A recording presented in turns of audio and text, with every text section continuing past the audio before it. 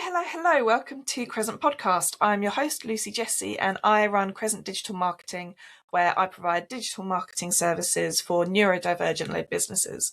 Think social media, newsletters, blog posts, things like that. A quick shout out to our sponsor, Purple Frog Signs. Check them out for all your signage needs at purplefrogsigns.com.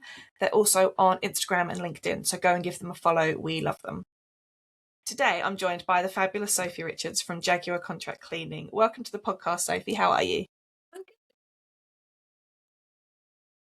I'm so excited you're here. I've been really looking forward to this episode. And we're going to be talking about something that doesn't really get spoken about very much, I don't think. But as small business owners and mums, we've definitely both felt this quite a lot. And that is about loneliness in business. But before we delve into that, Sophie, why don't you tell us about your career history and what led you to start your own business with your lovely husband, Justin?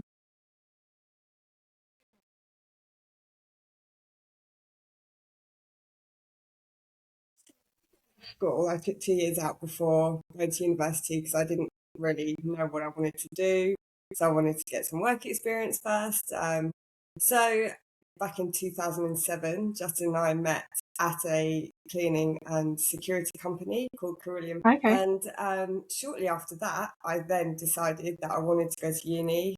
Went to uni, studied marketing and HR. And it was during third year when we decided to start our own company in Jaguar. And the reasons why we started was basically because, well, little known to me, Justin has always wanted to start his own business. Right. He's had a lot of experience in the cleaning industry, and he knew he could just make something better than the rest, ethically wise and everything like that. But it wasn't until he had a major back injury in 2008. He had two slip discs and a bulging disc. He was literally laid up on his front room floor and he couldn't move. And he was there for about a month before they took him seriously. During this time, he was also employed. And this was like after Carillion. Carillion then got handed over. Carillion's a massive construction company. And the cleaning leg of it didn't work. They're not a cleaning company. They didn't really have experience, so it didn't last very long. So that got bought out by another company. And because Justin was kind of last in, it was like last in, first out kind of thing. So, he lost his job then. He got another job, his back went, and they fired him for being long-term ill. That gave him the push and the confidence to be like, right, let's do this. I want to have security for us and our kids. So we went on holiday not long after that I think it was in 2009 after a long recovery. And in that, I remember we're sitting in the pool just chilling, and he's like, I think we should start our own cleaning company. I'm like, okay, we didn't have any responsibilities. I was only 23, and I thought, okay, fine, let's do it. Go for it. You have my full support. Let's do it. So by November 2009, we had everything in place, and he set it up. And Wow. It was a very hard 2 years when we first started out. The company that he was in, after 6 months, did give him his job back, but his mind was sort of made up, I'm going to do this. So he left that, and literally I had my student loan. I had a few, weekend jobs to sort of help keep everything afloat, because when we set it up, we didn't want to take out any loans or investors. So everything we earned, we put back into the business. And before we even could afford staff, we were out cleaning ourselves. So between uni assignments and other jobs and things like that, we were out cleaning. And do you know what? Hard 2 years. And my favourite story, which some of you might have heard, is the baked bean story, where we literally lived on baked beans for the first 2 years because that is all we could afford. But it absolutely paid off because, it created such a safety net for us now. 16 years later, we're still here. 16 years is incredible. Like, you guys should be so proud of that. Yeah, no, we are really, really proud of it. And it is because we've just worked our socks off in that very beginning bit to enable us to then have the means to employ staff and then give ourselves a salary as well, and sort of grow from there. And we have just grown since then, really. Because that industry has quite a high staff turnover rate, doesn't it? It does. Typically. It really does. And so when we started out, because we were on the tools ourselves as well, we know it is such a grueling job to go in and clean every single day. And actually, you know, let's be real, people don't treat cleaners very well. They're like, you know, they're a number, and especially in like the big corporations where we've both worked for before. So we were like, you know, we are going to focus on making this about our people. And so every time we win a contract and we take on the existing staff that might not be doing very well, you know, we just treat them like human beings. So, you know, we give them support. They have access to us any time of day or night. Neither of us have work phones. We don't have a work phone and a personal phone. Everyone has access to us 24/7. We are there for our people.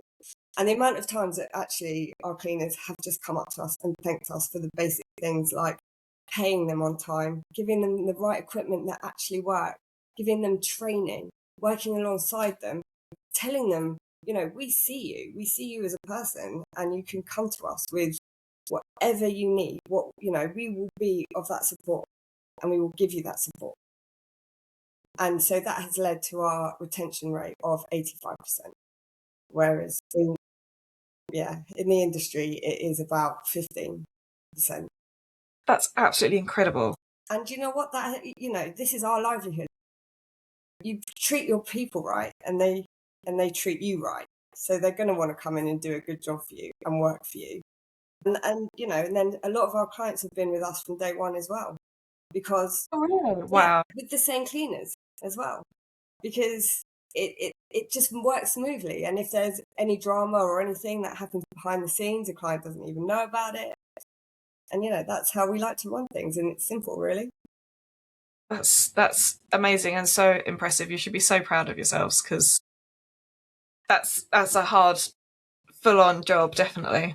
Yeah. How do you find it working with your husband, with Justin, all the time? I mean, we were 3 years into our relationship when we set Jaguar up. So we don't really know any different. Then 2 years after that, we had our first child. And so I kind of stepped out of business to raise her and then raise our second child. Also, where our hours are completely different. So we are kind of like passing ships in the night. You know, Jaguar, we're so grateful for, because it's also enabled Justin to be a present dad. He's seen all of the kids' milestones. He's seen their first tooth come through. He's heard their first words. He's seen them walk and crawl for the first time. You know, and that's something that you just is so precious in life, you know. And so we set up Jaguar to work around us and not the other way around, sort of thing. Where it's really unsociable hours cleaning. It's like first thing in the morning or after everyone goes home. So he then goes out and checks on his clients and his cleaners and stuff like that after hours. So he's, in a sense, he's like, you know, gone from like 8 a.m. to like midnight sometimes. And then during the day, he's in our Croydon office doing all the other operational bits and admin bits that he needs to do. And because it's only us, it's literally, we have to try and manage everything, you know. But of course, you know, not going to lie, let's be real, we have our moments, what, you know, long-term couples don't, especially when kids are involved and everything else, and you know, work is stressful. But, you know, we managed to always come through it. And on the whole, yeah, it's not too bad. And we, you know, we have been quite lucky on the childminding front. So we've been able to make sure we get date nights where we can. And, you know, the perks of running your own business, we get to go on holiday every half term. You know, we have our little escapes with the family up to Liverpool. So, yeah, we do try and make an effort for each other, even when times are really tough. Well, whatever you're doing, it's obviously working if you're 16 years in.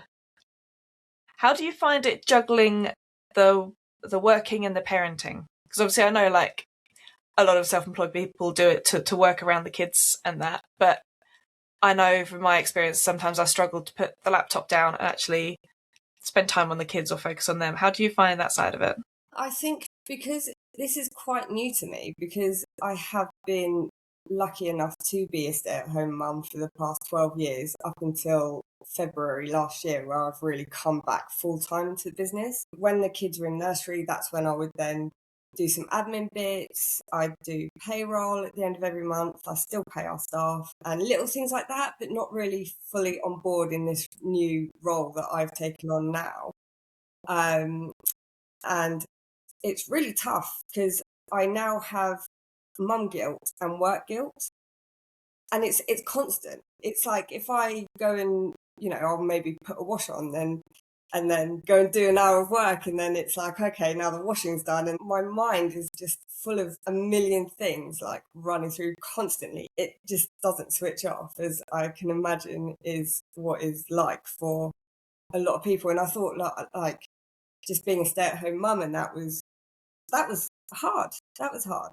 And Yeah, that's a full-time job in itself. it is. And also, yeah, like we'll probably touch upon later, that it was very lonely. Like I just had these two little humans that I had to keep alive. So I was like an absolute walking risk assessment, And so then to throw in coming back to work more full time, it was kind of a shock to the system, even though it was like, I love what I do.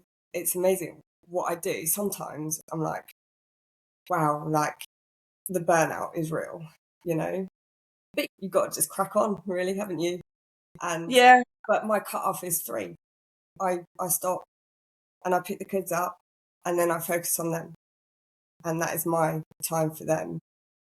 And that is sort of non-negotiable, really, because that's always been how we've worked it. Like kids will always come first. Yeah, definitely. I think, I don't know if it's more because obviously a lot of the work I do is on social media. So even if I'm in the evening, like doom scrolling on my own personal stuff, I still have, I should have done that. I need to remember to do that. So I never fully, unless I put my phone down, I don't fully switch off, and I feel guilty about, and you just spiral. 100%. Yeah. So what led you to come back into the company last February? And the kids were getting older, so they were less dependent on me. And I just felt like I needed to do something for me as well. And I thought, and Justin's always told me, like, whatever I want to do in the business, I can do, it is for me to try out this, that, and the other. So last February, he sort of said to me out the blue, so we're members of the Kent Invicta Chamber of Commerce. I haven't really done anything with it for the last 6 months. It's this networking thing. And if you want to take it and run with it, go for it. I was like, okay, didn't even know this thing existed, like networking. What is that? Absolutely no idea. So I remember the very first networking meeting I went because it said it had afternoon tea, and I was like, oh my god, who doesn't love an afternoon tea? Let's go. That's a brilliant incentive. Yeah. And I was just literally sat there like, what am I doing? There's a room full of people. I have just stepped out of being a full-time mum. I have nothing but 6-7, skibbity toilet, nursery rhymes, risk assessments for the kids in my head. What on earth am I going to bring to this? Like, and yeah, I just did that. I actually met a coach called Mark Reed, who I spoke to quite a lot on that day, and decided, right, he might be able to sort out my confidence into coming back to work properly. So yeah, embarked on confidence training with him, and sort of I've from a very young age, I've always been taught to be comfortable with being uncomfortable. So I will always turn up and I'll always show up. And even though I never know what to expect, but I'm always one to like regret trying something than not doing it at all kind of thing. Yeah. So even though I'm terrified, I would just go. But the more I did it, the easier it got. Yeah, And I I love think it. that's a really important thing to highlight. It definitely does get easier.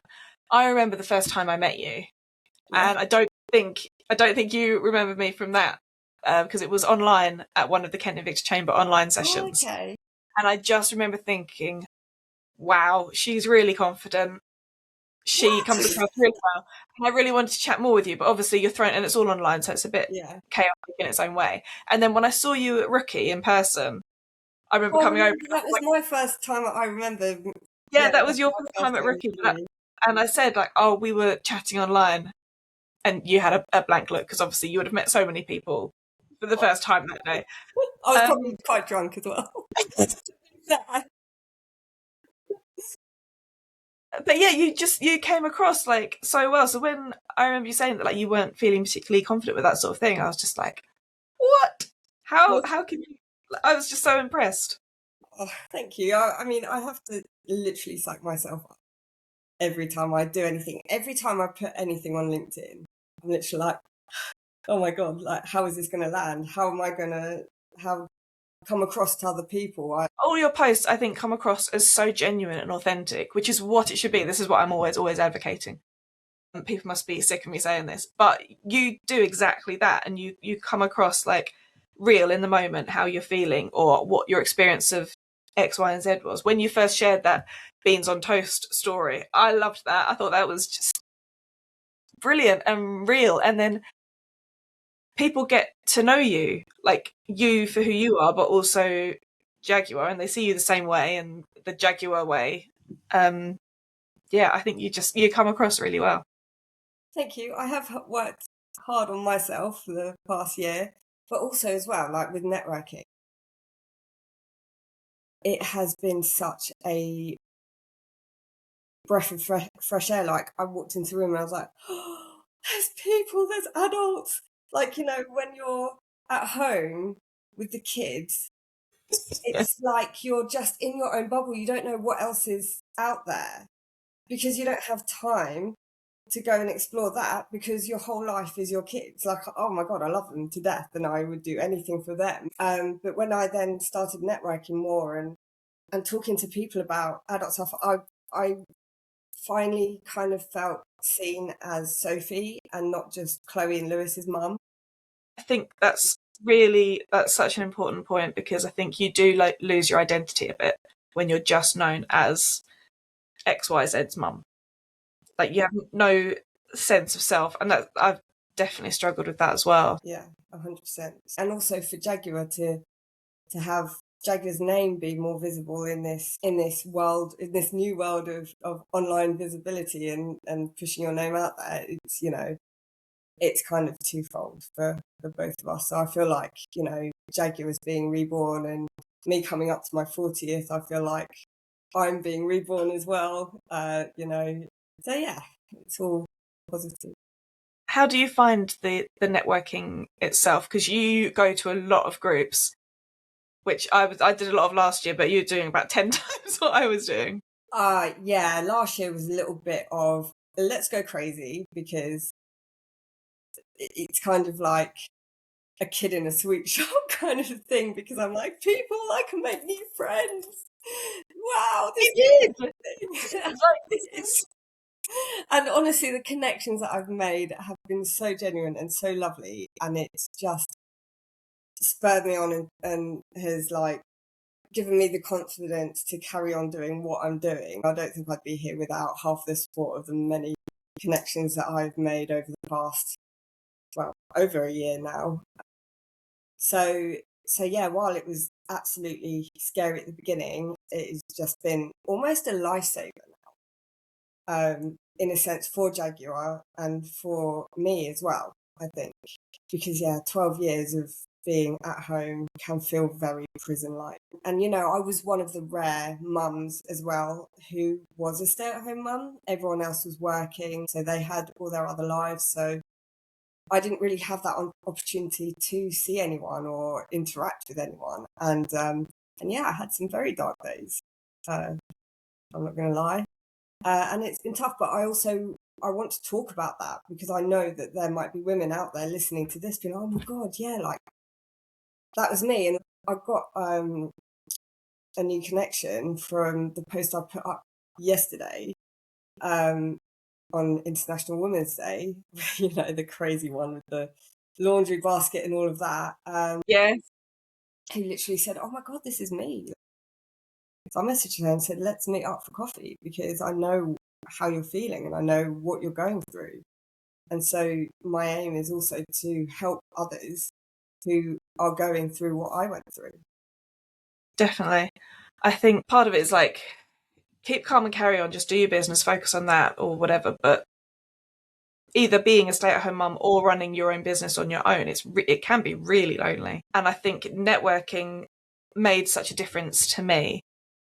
And now I've made some really great friends who I wouldn't be without now. But getting past that initial awkwardness and uncomfortableness. I hated networking. I still don't particularly like the networking. I will still do it and I'll put myself out there and kind of embrace the uncomfortableness. But it's not something I enjoy. I enjoy me then bumping into my friends and yeah. You do really well though. You do it really well. Like I feel like you come across really confident as well, you know, so. Oh, thank you.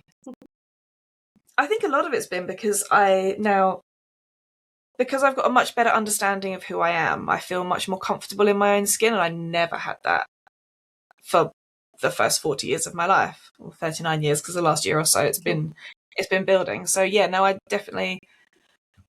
feel like I know who I am and that's okay and I'm not a terrible person. You're not a terrible person. Yeah, but that's kind of like the voice in my head was telling me that for a long time because I felt so awkward and out of place. I think getting my autism diagnosis explained a lot and then helped me understand who I am. And I had therapy and all sorts. And actually, I'm okay as a person, and that's fine. Absolutely. And I think that's what I was touching upon earlier. You never really know how you come across to other people, and then you're always going to try and, well, me anyway, I self-sabotage myself all the time. And so I come away and I think, oh my God, I've offended someone, or, you know, I shouldn't post this because it's going to offend someone. But I'm realizing that you're not supposed to be everyone's cup of tea, and the ones who are supposed to be your tribe will stay. And that's okay, you know? Yeah, 100%. What was it? I posted about this a while ago. Someone said, it's okay if I'm not your cup of tea because I'm champagne or something like that. And I was like, I don't even particularly drink, but I love that analogy. Yeah, I remember you posting that actually. That was brilliant. Yeah, exactly. And you're not supposed to be liked by everyone. Everyone's different. Everyone has their thing. And yeah, that's okay. Just keep doing what you're doing. And as long as you're authentic, I think that's the main thing. I find I often come away from events and meeting people and I know it's the autism me and my way of thinking, but I will just analyze every single thing I said. And then once I've started that, I'll then remember that and dwell on it for months. And it could be the slightest thing, like I said, called someone the wrong name or something, like something really not the worst thing I could have done, you know? Yeah, no, I know. I'm exactly the same. And or something cringy that I said like 10 years ago will come back suddenly and haunt me at 3 o'clock in the morning. I think people are realizing that people need to be around people. We are sociable creatures. That's why we have the ability to talk, you know? And I read somewhere that loneliness has the damaging effects of smoking 40 cigarettes a day. Really? Or some statistic like that. Don't quote me on it. I did read something like that, and it was literally... That's crazy. I was like, wow, that is insane. And I know that especially since lockdown, when no one could socialise, and I think on young people especially, it's such a big thing. So I think if, you know, young people can start networking for their businesses or whoever they're working for, it will just lift them massively as well. Do your kids want to follow in your footsteps and take on the business, do you think? We are encouraging them to do their own thing, to, you know, have their own businesses for sure. By all means, if that's what they really, really want to do, they can, you know, carry on the empire if it's still around then. But I think it's important for them to go out and experience their lives and what they want to do and not rely on us necessarily as, you know, the fallback or the safety net kind of thing. They need to go and experience the world and see what they want to do, what they enjoy doing as well. I think it's great that they've been able to grow up and see you guys building this empire, because I think that's such a good role model to have like immediate access to, that it is possible and you can do it. You might live on beans for a while, but it's worth it when you get there. Yeah, we're teaching the kids, like, you know, if you want something, you have to work hard for it. You don't get anything for free, you know. And if you read something that you can, it's absolutely a scam. So don't believe what you read. We're trying to just bring our kids up in the best sort of way that we feel is best for them, in a sense of have that good work ethic no matter what you do in life, and yeah, just go out and get it for yourself. I love that. So what would you say to someone who was wanting to maybe start their own business but was a bit anxious about it?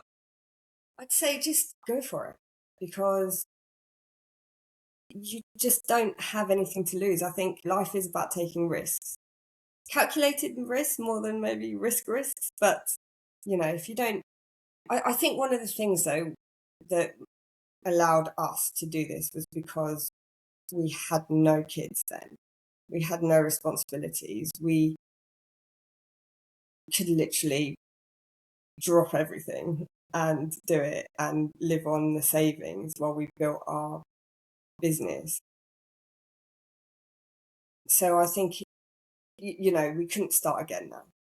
It would just be completely the risk to our kids and our family and our life it would be too great. So I think it does depend on your circumstance as well. Yeah, that's a But good if point. it was someone, you know, who maybe didn't have any responsibilities, but they were so passionate with what they wanted to do, then yeah, just go for it. Work your socks off. Have baked beans for dinner, because it's worth it. Yeah. It is worth it. So what if someone's in business and they're feeling that loneliness?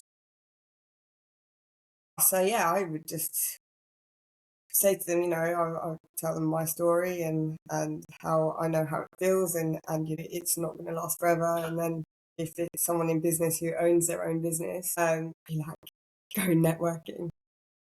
And, you know, networking can be actually quite expensive, but It can be, yeah. there are also a lot of free networking events as well.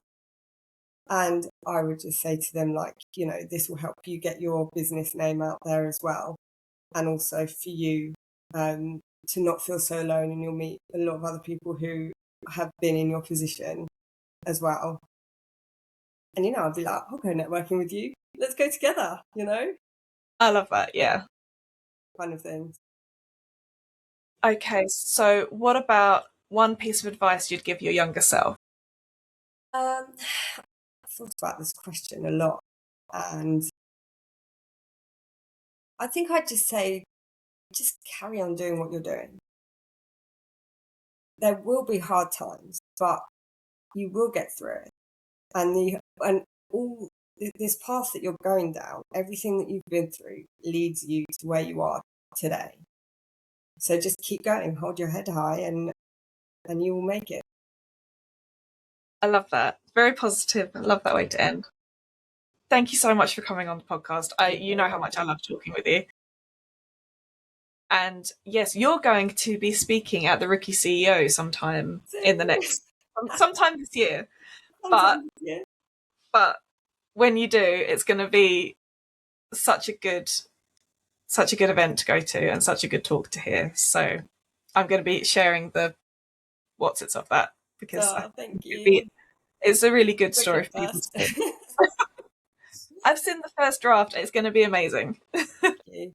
And well, it's been great to be on here. So if you want to get in touch, if you've got any questions or any subjects you want me to cover on the podcast, you can send me an email at lucy@crescentdigitalmarketing.co.uk. I would love to hear from you.